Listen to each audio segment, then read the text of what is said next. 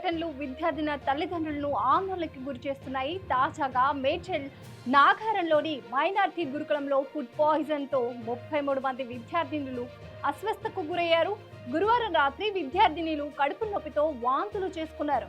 గురుకుల సిబ్బంది వారిని వెంటనే గట్కేసర్లోని ప్రభుత్వ ఆసుపత్రికి తరలించారు. ప్రస్తుతం వారు ఆసుపత్రిలో చికిత్స పొందుతున్నారు. ఈ ఘటనకి సంబంధించి పూర్తి అప్డేట్స్ మా ప్రతినిధి వంశీ అందిస్తారు. రాష్ట్రంలోని గురుకులాల్లో వరుస ఫుడ్ పాయిజన్ ఘటనలు విద్యార్థుల తల్లిదండ్రులను ఆందోళన గురి చేస్తున్నాయి. అయితే మేడ్చల్ జిల్లా నాగారం మున్సిపాలిటీలోని మైనార్టీ బాలిక రెసిడెన్షియల్లో ఫుడ్ పాయిజన్తో 33 మంది విద్యార్థులు అస్వస్థతకు గురైనట్లుగా తెలుస్తుంది. వారిని గట్కేసర్లోని ప్రభుత్వ ఆసుపత్రికి తరలించారు. ప్రస్తుతం కొంతమంది ఆరోగ్యం నిలకడగా ఉంది, మరికొందరు ట్రీట్మెంట్ తీసుకుని హాస్టల్కి వెళ్ళినట్లుగా తెలుస్తుంది. అయితే వరుస ఫుడ్ పాయిజన్ ఘటనలు జరుగుతున్నాయి రాష్ట్రంలో గురుకులాల్లో. మంత్రులు సీఎం రేవంత్ రెడ్డి గతంలో కొన్ని గురుకులాల్లో పర్యటించి పరిశీలించినప్పటికీ సరైన నిర్వహణ లేక ఫుడ్ పాయిజన్ ఘటనలు జరుగుతున్నాయి. గతంలోనూ మాగునూరు, నారాయణగఢ్ జిల్లా మాగునూరులో ఫుడ్ పాయిజన్ ఘటన కానీ, ఆసిఫాబాద్ జిల్లా వాంకిడిలోనూ ఫుడ్ పాయిజన్ ఘటనలు జరిగాయి. వరుస ఘటనలు ఫుడ్ పాయిజన్ ఘటనలు తల్లిదండ్రులు ఆందోళన గురి చేస్తున్నాయి. తాజాగా మేడ్చల్ జిల్లా నాగారం మున్సిపాలిటీలోని మైనార్టీ బాలికల రెసిడెన్షియల్లో ఫుడ్ పాయిజన్ ఘటన జరిగి 33 మంది విద్యార్థులు అస్వస్థకు గురయ్యారు. వారిని గట్కేసర్లోని ప్రభుత్వ ఆసుపత్రికి తరలించారు. అయితే గట్కేసర్ ప్రభుత్వ ఆసుపత్రి వద్ద స్థానిక బీజేపీ నేతలు ఆందోళన చేపట్టారు. గురుకుల సిబ్బంది విషయాన్ని దాస్తున్నారని చెప్పి, విద్యార్థులకు ఏమైందో చెప్పడం లేదని చెప్పి స్థానిక బీజేపీ నేతలు ఆందోళన చేపట్టారు. దాంతోపాటు ఎస్ఎఫ్ఐ నేతలు కూడా చేరుకున్నారు, విద్యార్థి సంఘాల నాయకులు చేరుకున్నారు, ఆందోళన చేస్తున్నారు. వారు కూడా బాలికలకు ఏమైందో సరైన సమాచారం ఇవ్వట్లేదు గురుకుల సిబ్బంది అని చెప్పి గురుకుల సిబ్బందిని ప్రశ్నిస్తున్నారు. మొత్తంగా అయితే మైనార్టీ బాలికల రెసిడెన్షియల్లో 33 మంది విద్యార్థులు అస్వస్థకు గురయ్యారు. వారికి ప్రభుత్వ ఆసుపత్రిలో కొంతమంది చికిత్స పొందుతున్నారు, మరికొంతమంది ట్రీట్మెంట్ తీసుకొని వెళ్ళినట్టుగా తెలుస్తుంది. గురువారం రాత్రి ఈ ఘటన జరిగినట్లుగా తెలుస్తుంది. రాత్రి భోజనం చేసిన తర్వాత ఫుడ్ పాయిజన్తో విద్యార్థులు కడుపు నొప్పి రావడం, తర్వాత వాంతులు చేసుకున్నట్లుగా తెలుస్తుంది. వారందరూ గట్కేసర్లో ప్రభుత్వ ఆసుపత్రిలో ట్రీట్మెంట్ తీసుకుంటున్నారు.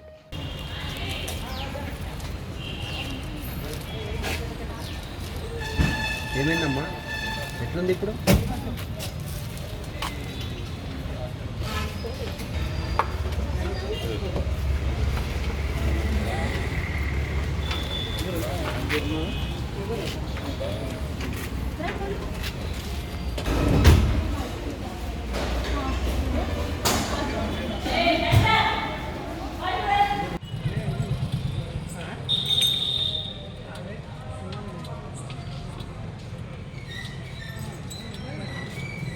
కూర్చోండి. ఏం దాదు ఏదో దాచిపెడుతున్నారు, దాచిపెడుతున్నారు కాబట్టి మమ్మల్ని అడుగుతున్నారు. మీరు అడగండి, తమాషాలు అవుతుందా మీకు?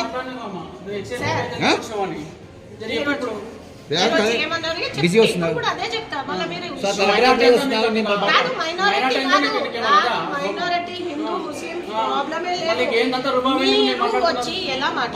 పేరెంట్స్ చెప్పినా అడిగినా పద్ధతి ఇప్పుడు రికార్డింగ్ ఉందని షూర్ సార్, మేము అందరం జాగ్రత్తగానే ఉంటాం. మేము జాగ్రత్తగా ఉండకపోతే మేము పిల్లల్ని ఇక్కడే వదిలేసి ఇప్పుడు ప్రాబ్లం వచ్చినప్పుడు మీరు తీసుకొచ్చారు హాస్పిటల్, నేను కూడా మిమ్మల్ని అప్డేట్ చేస్తాను.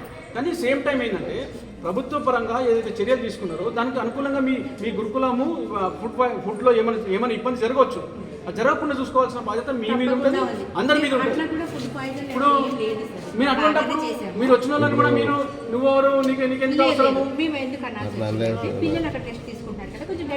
అవసరం ఏం లేదమ్మా, తల్లిదండ్రులకు చెప్పాలి. నేను తల్లిదండ్రులకు చెప్పలేదు కదా బాధ ఏం. వాళ్ళ తండ్రికే ఫోన్ చేసి రికార్డింగ్ ఉంది. నేను ఫాదర్ చేసి ఇద్దరు పేరెంట్స్ వచ్చి ఆల్రెడీ స్టూడెంట్స్ తీసుకుని వెళ్ళారు. మిగతా వాళ్ళకి ఏమైనా మీరు ఏ చిన్న వాళ్ళు మంచిగా ఉన్నారు ఓకే, మంచిగా కాకపోతే మేమే ఇనిషియేషన్ తీసుకుంటాం. మీరు టెన్షన్ పడాల్సిన ఏం అవసరం లేదు, ఎందుకంటే మేము వదిలేసే వాళ్ళమైతే ఎప్పుడు వెళ్ళిపోయేవాళ్ళం.